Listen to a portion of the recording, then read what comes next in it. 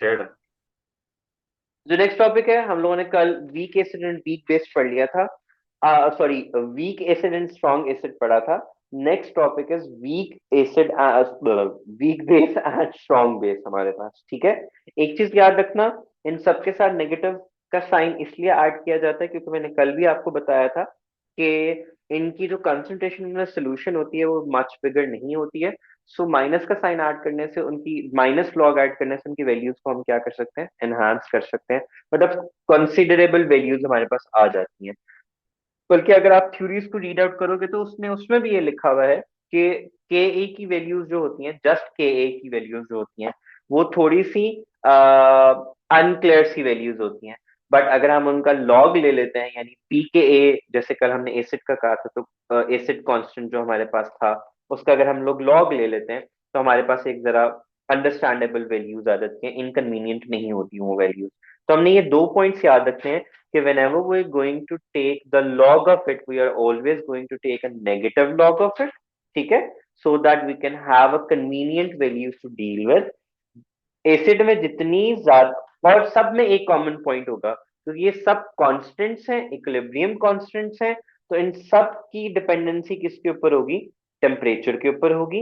And secondly, कि इनकी जो वैल्यूज जितनी स्मॉलर होंगी उतनी ही वो स्ट्रॉन्ग को इंडिकेट कर रहा होगा हमारे पास। ठीक है, अगर हम प्रीवियस ही टेबल को रेफर करें तो उसमें नहीं, मैं बहुत ऊपर चला गया हूँ।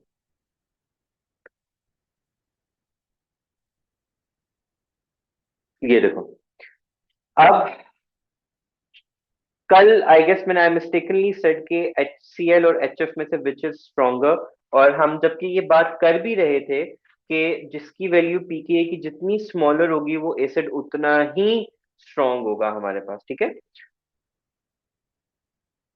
तो अगर हम इस टेबल के अंदर देखें तो हमारे पास किसकी वैल्यू सबसे ज्यादा है, which means perchloric acid is the strongest of all and water is the weakest of acid of all of these. और इनकी वैल्यूज यू कुड सी कि ये 1 इन 10 पावर की फॉर्म में आ रही हैं, और ये हमारे पास न्यूमेरिक वैल्यूज आ रही हैं।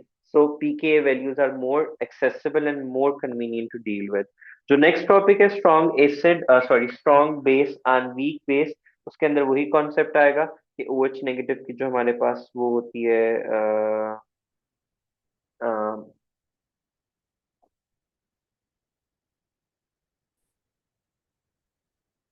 सो बेसिस हमारे पास क्या होती है कि व्हेन मिक्स्ड विद वाटर हमें क्या दें, ओ एच नेगेटिव वो आइन दें। फॉर एग्जांपल NaOH की बात करें तो sodium and O H negative ion में वो स्प्लिट अप हो जाएगा जब उसको वाटर में मिक्स करेंगे, तो ओ एच नेगेटिव आइंस दे रहा है। तो ये किस कॉन्सेप्ट के अकॉर्डिंगली होता है, O H negative as a proton acceptor, तो इसको क्या नाम दिया जाएगा, लेविस बेस का नाम दिया जाएगा। लेविस और सॉरी, लॉरी ब्रॉन्स्टेड। लेविस तो दूसरा होता है हमारे पास। लेविस में हमारे पास क्या होता था, इलेक्ट्रॉन पेयर। इलेक्ट्रॉन का ट्रांसफर इलेक्ट्रॉन और विल डोनर। इलेक्ट्रॉन की एक्सेप्टेंस होती थी हमारे पास। ठीक है, तो अकॉर्डिंग टू दिस वन हमारे पास जो है स्ट्रॉन्ग बेस और वीक बेस वही होगी कि अगर कंप्लीटली आयनाइज हो जाएगी तो it would be termed as strong base, और अगर वीकली आयनाइज होगी it would be termed as weak base. अगर हम इक्वेशन लिखें, this is base, this is water, this is acting as an acid here, वो ये इसको H and OH negative ion में कन्वर्ट करके, तो B being a negative proton acceptor base जो है वो BH पॉजिटिव बन जाएगा एंड OH नेगेटिव आ जाएगा। अगर हम इनकी कांस्टेंट, इक्विलिब्रियम कांस्टेंट लिखें जिसको KB का नाम देते हैं, जो जो रूल है वो ये कि प्रोडक्ट ओवर रिएक्टेंट्स, तो यहाँ पे हमारे पास जो प्रोडक्ट ओवर रिएक्टेंट्स की इक्वेशन बनेगी हमारे पास, यहाँ पे उसने वाटर को नहीं लिखा बट ये देखना कि वाटर के साथ जाके मल्टीप्लाई होता है के उसके साथ, और वो प्रोडक्ट ऑफ दैट और वो उसके साथ हमारे पास जो है वो KB के बराबर होता है। और समटाइम्स अगर हम वाटर को यहाँ पे नहीं भी लिखते तो उसका मतलब क्या होता है, इफ इट्स नॉट मेंशन, तो उसका मतलब ये होता है कि उसकी कंसंट्रेशन पे कोई डिपेंडेंसी नहीं है हमारे पास इस इक्वेशन में। सिंस बाकी सब जगहों के ऊपर उसने उसको मल्टीप्लाई करके बताया, जैसे ये देखो के H2O के साथ यहाँ पे किया हुआ था तो उसको वहां पे मल्टीप्लाई किया, तो के सिमिलरली यहाँ पे भी उसके साथ उसको मल्टीप्लाई करेंगे तो वो के भी बनेगा हमारे पास। ठीक है, और लिखा भी नहीं हुआ है। Grignard constant is referred to as base ionization constant and can be derived in the same way as Ka for acid. Thus, water को मल्टीप्लाई करने के बाद के बी बन गया हमारे पास। अब जब हम इसका लॉग लेंगे तो वो किसके इक्वल होगा, माइनस लॉग के इक्वली। एंड अगेन वही बात है कि के बी की वैल्यू जो है के कंपैरिजन में जो लॉग की वैल्यूज होती हैं वो मोर कन्वीनियंट डील विद होती हैं हमारे पास। बफर सॉल्यूशंस मैंने आपको स्टार्ट में बताया था कि ऐसे सॉल्यूशंस होते हैं that are used to maintain the pH of the solution। ठीक है, इनको यूज किया जाता है, बहुत सारी इनकी एप्लीकेशंस होती हैं, मोस्टली मेडिकल एप्लीकेशंस होती हैं। If you want to maintain the pH of a certain solution, foods वगैरह के अंदर, इन तमाम चीजों के अंदर हम इनको यूज करते हैं। बफर सॉल्यूशन हमारे पास टू टाइप्स के होते हैं, एक एसिडिक बफर सॉल्यूशन होता है और एक बेसिक बफर सॉल्यूशन होता है। इन एसिडिक बफर सॉल्यूशन के अंदर हमारे पास weak acid and mixing a weak acid salt with a strong base अगर हम लोग करते हैं तो हमारे पास क्या होता है, एसिडिक बफर सॉल्यूशन बन जाता है and it contains a pH less than 7। और अगर हमें बेसिक बफर चाहिए तो हम यहाँ पे क्या यूज करेंगे, strong acid salt and a weak base. तो हमारे पास क्या आ जाएगा, बेसिक बफर सॉल्यूशन आ जाएगा। अब ये मेंटेन किस तरीके से रखते हैं कि सॉल्ट जो होता है, हमने जो वीक एसिड एंड उसका जो हमने सॉल्ट यूज किया, सॉल्ट के जो आयंस होंगे it will try to maintain the concentration of that ion in the solution constant। और जब उसकी solution में concentration constant रहती है तो solution की pH भी क्या रहेगी, सेम रहेगी हमारे पास। तो बफर सॉल्यूशन बेसिकली पीएच को मेंटेन किस तरीके से करते हैं, तो जो हम सॉल्ट यूज कर रहे हैं ना, जो बेसिकली स्ट्रॉन्ग इलेक्ट्रोलाइट है, वो आयनाइज होके जो कंसंट्रेशन है, कंसंट्रेशन ऑफ आयन, जो कॉन्जुगेट बेस और कॉन्जुगेट एसिड हमने पढ़ा था ना प्रीवियसली बिल्कुल स्टार्ट के अंदर, कॉन्जुगेट एसिड कॉन्जुगेट बेस, तो वो कॉन्जुगेट यस सर। बेस की कंसंट्रेशन को क्या रखता है, सेम रखता है। जैसे अगर मैं बताऊं HCl प्लस H2O के केस में क्या बना था, H3O प्लस Cl नेगेटिव, तो हमने इसको क्या नाम दिया था, कॉन्जुगेट बेस। ऐसे ही था, yes sir. HCl plus H2O gives H3O plus Cl negative. तो हमने इसमें Cl नेगेटिव को क्या नाम दिया था, कॉन्जुगेट बेस का गुड नाम बेस। दिया था। तो जब हम ऐसा सॉल्ट यूज करेंगे जो स्ट्रॉन्ग इलेक्ट्रोलाइट इन नेचर होगा, वो इसकी कंसंट्रेशन को क्या रखेगा, कॉन्जुगेट बेस की कंसंट्रेशन को क्या रखेगा, कांस्टेंट इन द सॉल्यूशन, जिसकी वजह से पीएच ऑफ द सॉल्यूशन क्या रहती है, मेंटेन रखती है। तो that's how the buffer solutions work. Do we understand how buffer solutions work, कि जो स्ट्रॉन्ग यस सर। इलेक्ट्रोलाइट होता है वो कॉन्जुगेट बेस की कंसंट्रेशन को क्या रखता है, कांस्टेंट रखता है इन द सॉल्यूशन, और इक्विलिब्रियम को क्या रखता है, मेंटेन रखता है, जिसकी वजह से पीएच ऑफ द सॉल्यूशन क्या रहती है, सेम रहती है। ये लिखा भी हुआ है, the concentration of conjugate base in the reaction mixture is predominantly supplied by the salt, which is a strong electrolyte. Therefore, assuming the concentration of conjugate base equal to that of salt and the original concentration of acid as equilibrium concentration, pH जो है उसको हम pH for acidic buffer solution हम लोग P K A plus log salt over acid, and for buffer pOH P K B log over salt over base equal हमारे पास। यहाँ पे उसने एक एग्जांपल को डिस्कस किया हुआ है, उसने what is the pH of buffer if concentration of CH3COOH is 0.1 mole and CH3COON is 1 mole and pKa is this factor। तो क्या फॉर्मूला होता है, पीएच किसकी इक्वल थी, P K A plus log of salt over acid की equal था। उसने हमें सारी कंसिडरेशन दी हुई है, हम फॉर्मूला के अंदर पुट करेंगे और अपना आंसर निकाल लेंगे। पी के ए की वैल्यू उसने हमें क्या दी हुई है यहाँ पे, 4.76। सॉल्ट की कंसंट्रेशन उसने हमें कितनी दी हुई है, 1। और एसिड की कंसंट्रेशन कितनी दी हुई है, 0.1। उसको पुट किया, आंसर निकाला, रीअरेंज किया, लॉग लिए और अपना आंसर निकाल लिया। ठीक है। Yes sir. अब कॉन्सेप्ट असेसमेंट चलो एंड में करते हैं, एक दफा टॉपिक कंप्लीट कर लें फिर उसमें आता है। हाइड्रोलिसिस के अंदर आपको मैंने बता दिया था, हाइड्रोलिसिस कब होता है कि जब आप एक सॉल्ट को मिक्स करते हैं वाटर के अंदर, वो अपने मेटल और नॉन मेटल आयन यानी कैटाइन और एन आयन में स्प्लिट अप हो जाए upon breaking the bond of H and O H.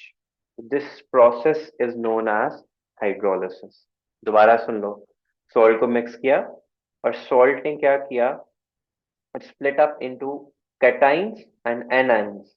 ठीक है, एनाइंस कौन प्रोवाइड करता है? Non metal.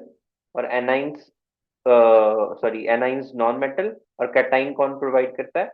मेटल हमारे पास प्रोवाइड करता है।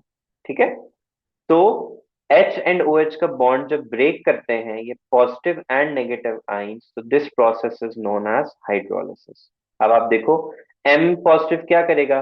OH के साथ अटैच होगा, और X नेगेटिव किसके साथ होगा? H के साथ। तो ये एसिड बन गया, ये बेस आ गया, साथ में बस H एंड OH की कंसंट्रेशन आ गई। ठीक है, तो इसकी वजह से हमारे पास सोल्यूशन कुड बी एसिडिक और बेसिक बोथ। वो हमें अगर मालूम करना है तो एसिडिक होगा या बेसिक होगा, we have to get into detail of that.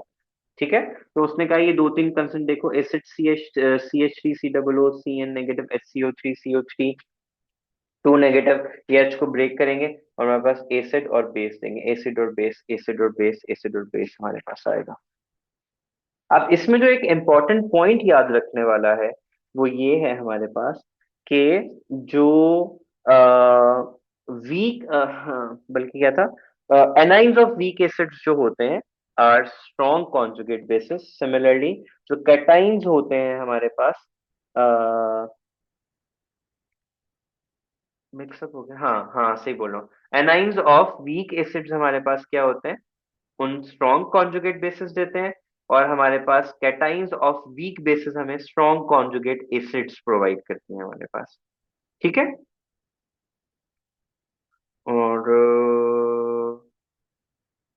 बाकी तो आपको समझ में आ गया होगा कि मेटल और नॉन मेटल में जब ब्रेकअप होंगे तो वो एक H ले लेगा और वो H फ्री बच जाएगा, हमारे पास एसिड्स बन रहे हैं और यहाँ पे बेसिस बन रही है और H पॉजिटिव आएंगे। ये देखो,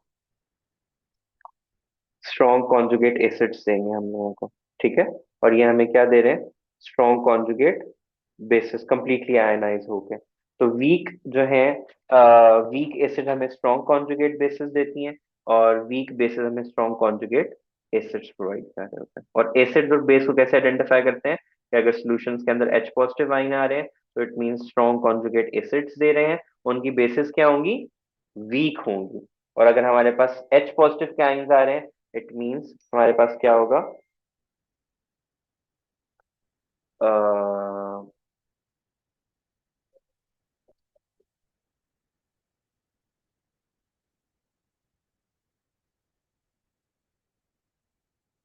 Weak acids are strong conjugate bases. Yes, क्या हमारे पास जो वीक एसिड्स होंगे they would give us strong conjugate bases, और जो वीक बेसिस होंगे they would give us strong conjugate acids. और एसिड्स एंड Acids. बेसिस को हम कैसे आइडेंटिफाई करेंगे? Because we will be left with H positive ions और OH नेगेटिव आइंस। सेम ही solution के अंदर हमारे पास कैटाइन और एनाइन दोनों बनते हैं जब उनकी हाइड्रोलिसिस की जाती है। और हाइड्रोलिसिस एंड हाइड्रेशन का डिफरेंस हमने याद रखना है कि हाइड्रोलिसिस के अंदर H positive and OH negative ions bond break होता है, और हाइड्रेशन के अंदर सिंपली सिर्फ क्या हो रही होती है? मिक्सिंग हो रही होती है, कोई बॉन्ड ब्रेक नहीं हो रहा होता, कोई एनर्जी इंक्रीज या डिक्रीज नहीं हो रही होती है हमारे पास। ठीक है, बॉन्ड ब्रेक होने पे एनर्जी क्या होती है? रिलीज होती है, सॉरी सॉरी, टेकन होती है, और नहीं नहीं, बॉन्ड ब्रेकिंग पे रिलीज होती है, बॉन्ड मेकिंग रिलीज नहीं, होती है सर. उल्टा बोली जा रहा हूँ। बॉन्ड ब्रेक तो होता है तो एनर्जी एब्जॉर्ब होती है, बॉन्ड मेक होता है तो एनर्जी रिलीज होती है हमारे पास, क्योंकि एक्सो एंडोथर्मी की टर्म्स में हम बात कर रहे हैं ना।